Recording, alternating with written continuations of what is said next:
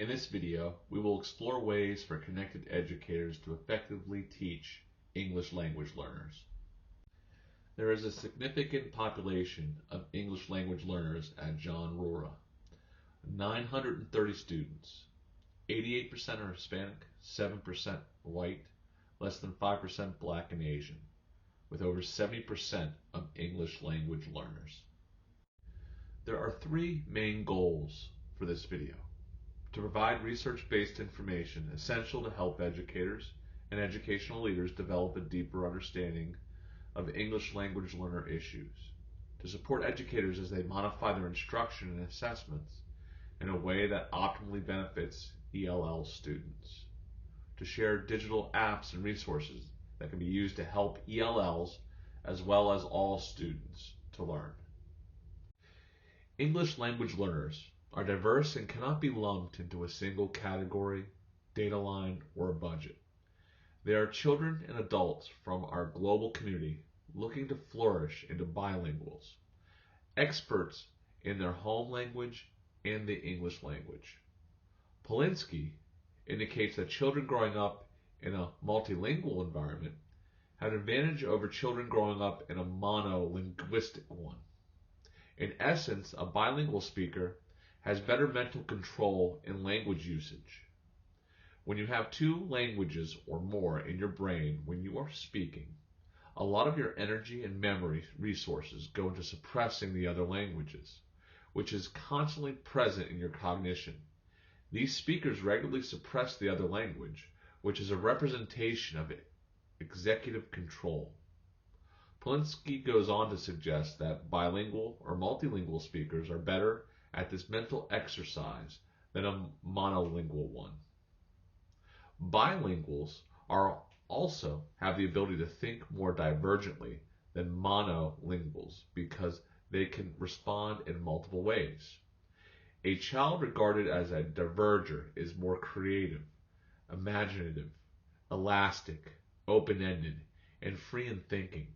Instead of finding the one correct answer, divergent thinkers prefer to provide a variety of answers, all of which can be valid. Bilingualism is an extremely rich experience for the frontal lobe, as Young, Mead, and others indicates its association with creativity. Diverse cognitive abilities such as working memory, sustained attention, idea generation, and cognitive flexibility are vital to breaking old conventions and developing new thinking patterns. Before starting on our professional development journey together, please review and consider these three statements and decide if you know the answer. Higher or lower? The number of ELLs enrolled in U.S. schools in 2015 to 2016 was 3.8 million. Increase or decrease? The number of ELLs in Maryland schools between 2000 and 2010 and 2014 to 2015.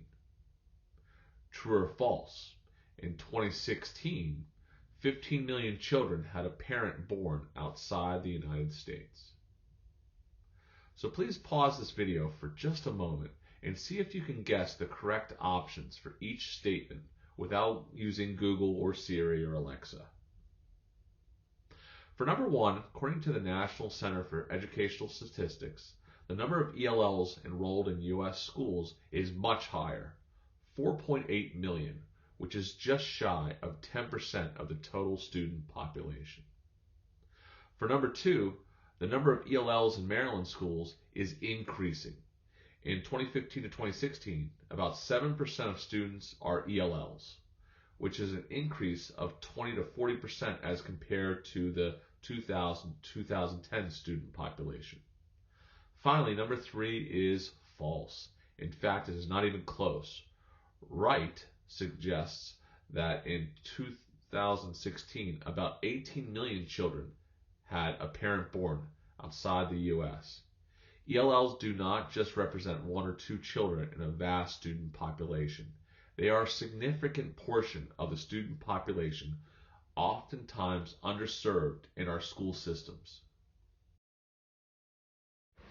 As defined by Wright, An ELL is a learner in the process of developing proficiency in English as an additional language. ELLs are a very diverse group, despite being lumped into one single term.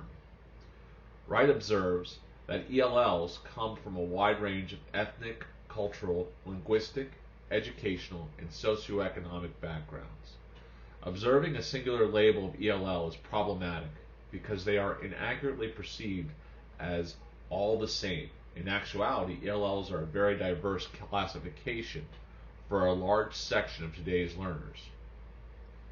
ELL types: native U.S. born, foreign born, indigenous, transnational, newcomers, highly schooled newcomers, refugees, students with interrupted formal education, long-term, gifted and talented, and reclassified. Careful consideration must be taken into account when developing instructional plans for each category of English language learner. For example, a highly schooled newcomer may need less support than a refugee or student with interrupted formal education. Also, refugees may have psychological issues to consider, such as trauma. This may need to be dealt with before an academic program can begin. We must focus on Maslow before we can move on to Bloom.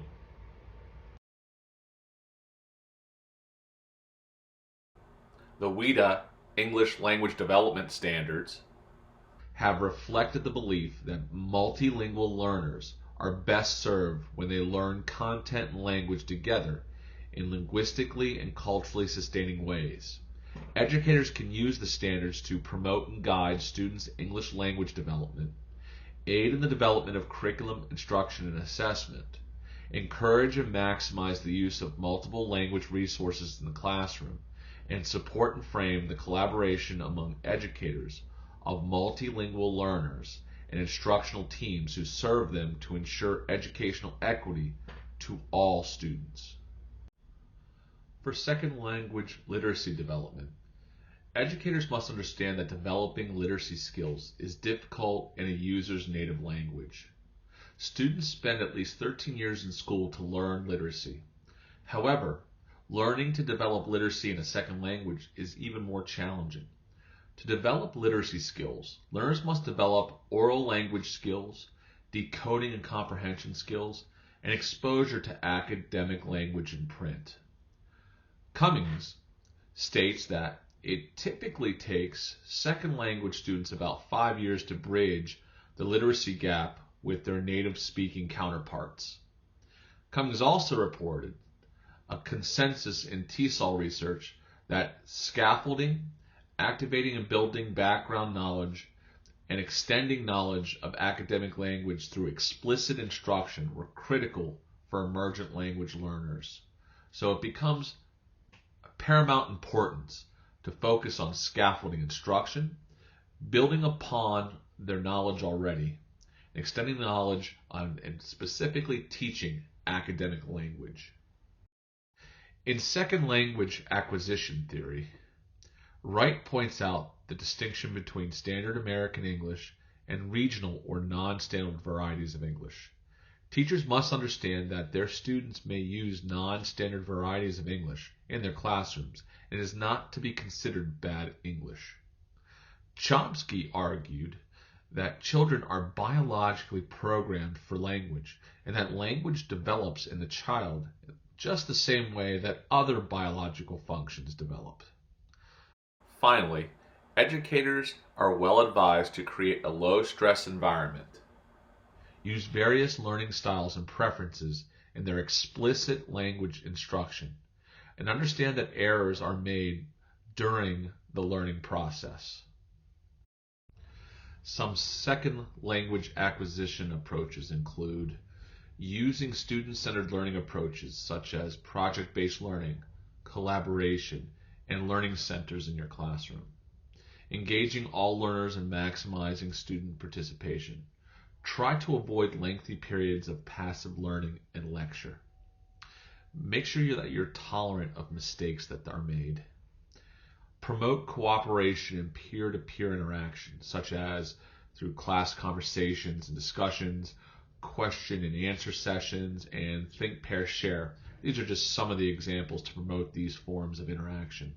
And also use the learner's needs, interests, and passions during the learning process.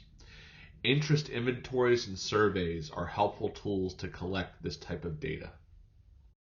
In this section, we will examine research-based strategies to implement almost immediately into classroom instruction involving English language learners.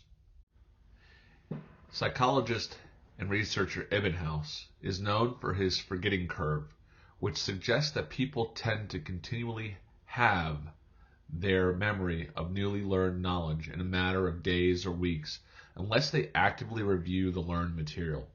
It is important for learners to repeat or review new words or vocabulary over time intervals, or they might forget.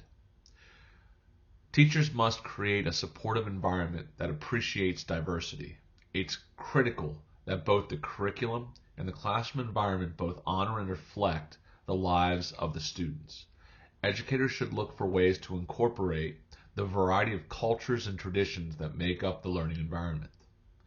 English language learners should not be learning the fundamentals of English in isolation. They should be applying their developing language skills to rich academic content in all subject areas. Next, strategically teach academic language, or those terms and concepts used in an academic context. Educators should highlight the importance of this language as they deliver instruction. Educators can explicitly teach the language, include it on word walls and slideshows, or create personal dictionaries or guides for learners. Next, educators can use a strategy called preview, view, review, which leverages a student's native language skills as a foundation for learning the new language. The educator introduces a topic or encourages students to preview it in materials in their home language, often in the form of videos or online resources. He, she, or they then teach the topic in English, and then, at its conclusion, has the students review the information in their home language. Finally, literacy skills and vocabulary increased with direct teaching and learning experiences for both the native English speakers and the ELLs. Vygotsky stated that learning is a social activity and knowledge is constructed through interaction and collaboration. Learning can take place when people interact and learn from skillful peers. Pair up an ELL newcomer with a bilingual student to help them. Ask the English language learner student to choose a student or two whom they prefer to work with if possible. Reciprocal teaching refers to an instructional activity in which students become the teacher in small group sessions. Teachers model, then help students learn to guide group discussions. Next, offer choices of what students can say if they're called on and aren't sure how to respond. Educators can create a small chart of frequent responses such as bathroom, yes, no, true, false, or help. Add gestures to reinforce communication. Remember that in order to communicate, we need to ensure that the sounds coming out of our mouths create a mental image or concept in our listeners' minds. You can increase comprehensible input by using gestures. Next, a picture is truly worth 1,000 words, but for ELLs, images are worth exponentially more. Document cameras, LCD projectors, digital images in general provide ELL students with much needed visual input of texts, worksheets, books, and other instructional materials. Project pages from a novel or picture book, as the student follows along, display handouts and student writing samples, or use math manipulatives to solve a problem together. Document cameras make a world of difference in showing ELL students exactly what you're talking about rather than trying to explain it. Next, create either a paper-based notebook or a digital notebook full of vocabulary and images ELL students can use as a reference source. Also, if you're going to be reading a certain article or exploring a certain topic next week, give ELLs a copy of it beforehand. If you plan to show a YouTube video tomorrow, send a link to your ELL students today. Any chance you can give these students to preview material will increase the odds that they'll understand it on the day you present it to everyone else.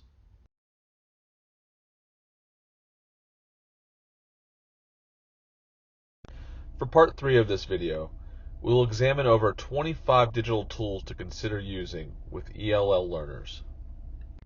Google Apps have been a mainstay for digital age learning for some time now. Google Docs allows learners to collaboratively word process.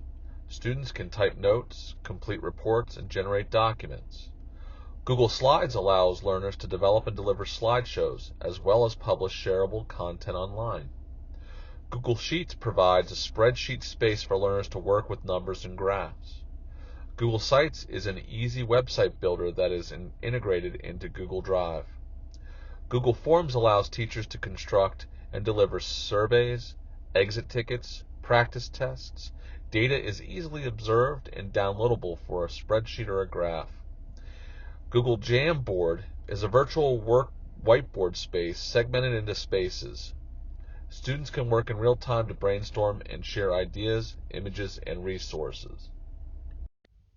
Vocaroo allows learners to record their voice and share it online via link or downloadable MP3 file. This is great for educators that want to record audio for ELLs to listen to. Likewise, ELLs can record themselves speaking or reading and share their recordings with their teachers or peers. Google Earth is a virtual globe map and geoinformation program. It combines satellite and aerial imagery to construct a simulated planet Earth. Over the years, additional features and plugins have revolutionized the program into a versatile tool for students and teachers alike. There is also a browser-based version that requires no download. Students are able to view 3D models of buildings and land features, participate in a virtual world tour, save and share Google Earth tours, visit important landmarks, and click on Wikipedia articles and panoramic views to learn about points and events of interest. Kahoot is a game-based learning platform that makes it easy to create, share, and play learning games or trivia quizzes in minutes. The format and number of questions is up to you. Add videos, images, and diagrams to your questions to amplify engagement. Here are 2 links on how to create Kahoots for your computer or for the app. Padlet is an online shared space that is, at its essence, a curation tool. It's an online corkboard where you can pin notes, pictures, files, and links to other places. It also allows multiple users to share their thoughts at the same time. Canva allows users to create their own graphic designs. The learner can design the layout, select backgrounds, and create awesome content. Great for comics, newsletters, book covers, and digital posters. YouTube allows billions of people to discover, watch, and share originally created videos. It provides a forum for people to connect, inform, and inspire others across the globe, and acts as a distribution platform for original content curators and advertisers large and small. YouTube could possibly be one of the greatest resources for a connected educator. The sheer volume of available videos is staggering. Closed captioning isn't just for the hearing impaired. If you're showing video content, turning on closed captioning supports ELL students' comprehension as well as everyone's literacy skills. According to a 2017 study, the simple act of using closed captioning improves learning even for students without learning challenges. Roughly 90% of all students who used closed captions find them at least moderately helpful for learning. YouTube provides closed captioning for most videos now. A simple search can retrieve dozens of potential videos to enhance the learning experience for any subject. If a teacher is studying the water cycle, a simple search uncovers thousands of potential video segments to integrate into instruction. If a class is studying Shakespeare, they have access to numerous productions of each of his plays, sonnets, and poems. In social studies, students have access to famous speeches such as the Gettysburg Address or Dr. Martin Luther King Jr.'s I Have a Dream speech. With Flipgrid, the teacher sets up a grid and then adds a topic, some kind of question or prompt that students can respond to through short videos. The students get to these topics with a code. Flipgrid has made it very easy for students to add their responses. As soon as students click on the green button, a video recorder comes up, and once they've finished their video, they can add drawings, emojis, and stickers to the selfie they post as a placeholder for their video. They can also leave responses to other students' videos. Once videos have been posted, even the free version gives you the ability to leave feedback. Finally, here are some other apps or digital tools to consider. In Google Translate, there are 3 features that are most helpful in the classroom setting: conversation, translation, and upload. The conversation feature within the app allows translation of your speech into another language aloud. This is astounding because it allows for a more seamless conversation between you and your students in real time. The translation feature allows you to translate any text into over 100 languages. One of the major features of Google Translate is the ability to upload documents and translate them. Interactive whiteboards provide English language learners with the opportunity to see text, visuals, and videos in an interactive surface they can actively engage with. Grammarly provides grammatical feedback to computer text and is valuable for developing editing skills.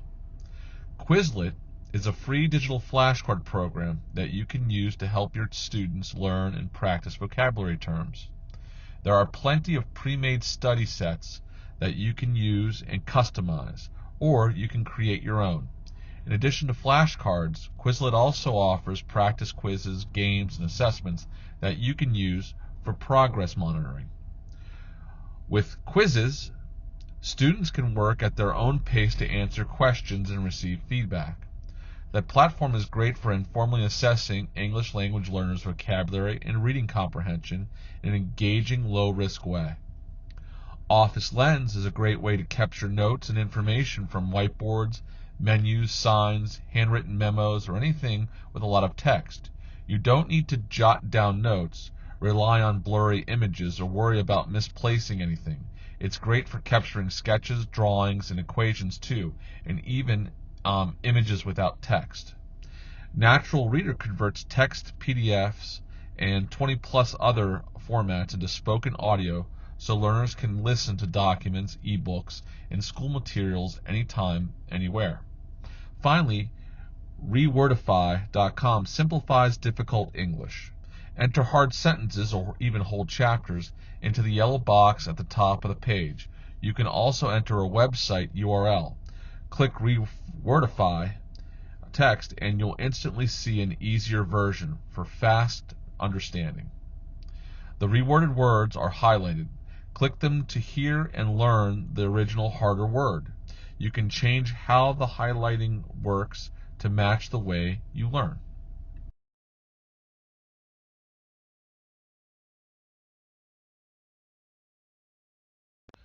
This video provided research-grounded theories, literature-supported insights, and practical strategies and tools for serving English language learners in schools. Many thanks for your service to all students.